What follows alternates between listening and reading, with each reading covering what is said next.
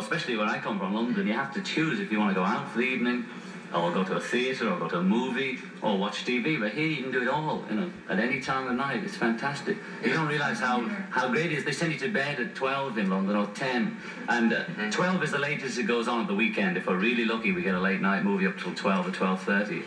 And it's just boring, because a lot of people in our business I just never get a chance to see anything. Aren't you late sleepers anyway? What's the opposite of rise? Late fallers? In a way. Late swingers, yeah, that's it. Yeah. And we just watch TV and it's great, So you have very good reviews on your art exhibit. That was Syracuse, yeah, that was nice. Yeah. We were doing our plug that time. Yeah. We got accused of plugging too much last time. Did you see Harrison when he was on here? Yeah.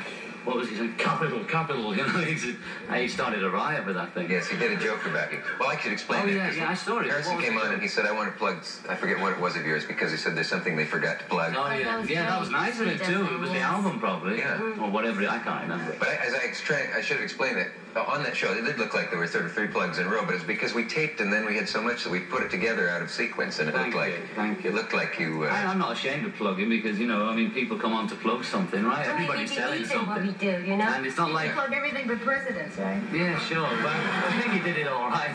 Yes, you got the message. Lead in through clever. Well, no, you don't have to read that. Oh, 11. I'd like to know, I do want to know about the thing that's in the papers. Yeah, I went to... Hello. There's more than one show going on. I know. Are they seeing a different show? It's a 2-ring circus. Someone may have tuned one of the monitors to another program. It's not as surreal as last time. Last time was a bit fast, wasn't it? Yeah. It was like, we didn't know what was going on in between the commercials. None of us knew what we were talking about. It was going so fast because we were nervous, and he must have picked it up, and it was just... through the whole show. We were hyperactive. It's not exactly slow now, but... No. Well, so you want to tell them about the case and everything? You see, we're really frightened now because there's some people feel that we have to maybe leave this country, and that puts us in a position, especially for me, that I have to choose between my husband and my child. Explain that. Why you got in that situation? First of all, because, I have a child who's 8 years old, and she's an American citizen. Yeah. And we're trying to, we're looking for her in a way, because, we can't find her. Shall I explain about Texas and everything quickly? Right. See, her former husband is American, and so is therefore her daughter is. And Yoko never took out American citizenship because she never needed it. She was here half her life. She was educated here, and then she married an American. And it was never came up to change citizenship or anything. It was just always easy to come and go. She never thought of it. So when the divorce came, and there was no arrangement made for the child because at that time we were more amicable.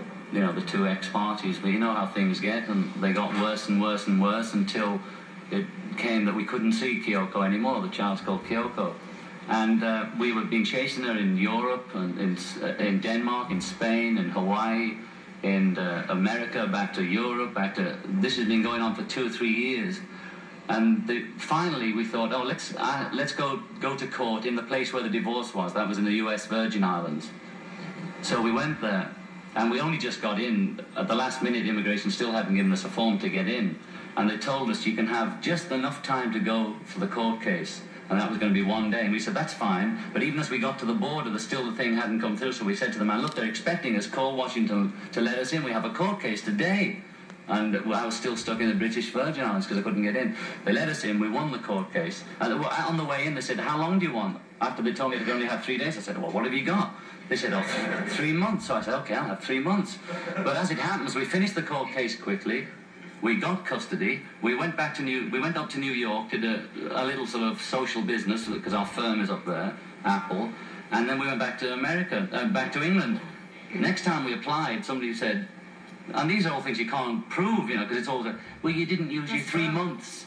You didn't use your 3 months. Why? I said, well, you didn't want me to use. You weren't grateful to use your 3 months. So I said, well, I'm sorry about it, but we have to come back for the court case. So the court case was going on. There was a few different episodes in it. Finally, we got custody. But during that, her ex-husband, Tony Cox, opened a court case in Texas where his parents-in-law are, and he set up an establishment there, which for the first time in 2 years has set up a residence, and was carrying on a normal family life down there. And he chose Texas as then a forum to fight our case in the Virgin Islands. So then we had another case going. That was in Texas. So obviously we had to keep coming and going. And immigration was getting upset with us and saying, well, tell us when it's going to be. We said, we can't tell it. The judge, when it happens, we have no control. So finally, as we start winning the case in Texas, Mr. Cox runs away with Kyoko again. So it's easy for somebody to go in court and accuse people like us in public of terrible things. And by the time we've waded through it all and said, no, you know, we haven't done a damn thing, actually. All we're trying to do is talk to her. She hasn't spoken to her for a year. By the time the judge has seen through all the games, the man's run away again. They give us custody again.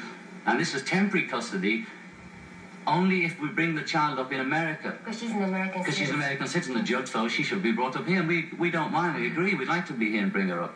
So, we have the 2 papers with custody, but we don't know where she is still. We haven't a clue where she is. She's in America somewhere. So we've no idea. We can't tell immigration or anybody when it'll be all over or when we know what's going to happen. And they began to intimate to us that we were using that as an excuse to go on Mike Douglas, Dick Cavett, and things like that. But all it is that we're not going to just sit in a box while we're in between court cases. We have to live our life, and to work is the only way we can keep our minds off it, because it's killing her. It's 2 years since she's seen her, and 1 year since she's spoken to her on the phone. And immigration's policy has always been not to split a family. So they're saying that seeing as Mr. Lennon is not eligible because I was bussed in England in 1968, planted by the way, but bussed. I pleaded guilty on lawyer's advice. She was 3 months pregnant and all that. It was a real drag, but I did it. And I paid my $100 fine or whatever it was.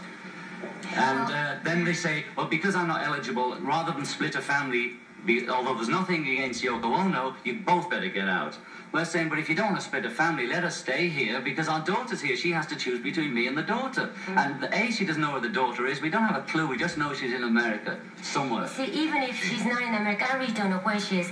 But the thing is, from a mutual friend we've heard, and of course, you know, that's the cleverest way, is that my ex-husband was saying that, well, all they have to do is hide and wait until we're kicked out, and then this will be a heaven for them because they don't have to worry about us coming in, because we can never come in, you know. Yoko always said in all the transcripts of the court cases too, we don't want to take the child away from Tony. No, he's paranoid about it. He thinks we're big, powerful people that are going to do something to him, and we're not. We're saying it now if you're watching, and everybody can. There's nothing John and Yoko could do to Kyoko. We couldn't hide her anywhere like you because we're too famous. There's nowhere we can go. And Yoko always said in court and out of court, she thinks the child should have both parents, be able to see both parents. Excellent. And we don't care what kind of arrangement he wants to make, just so the child does have the benefit of both parents. But at the moment you're split between either, well, as you said, you're choosing between your husband. They're saying, well, no matter what, you know, you're a criminal and you've got to go. Well, let's talk some more about that. Excuse me. We have to take this pause.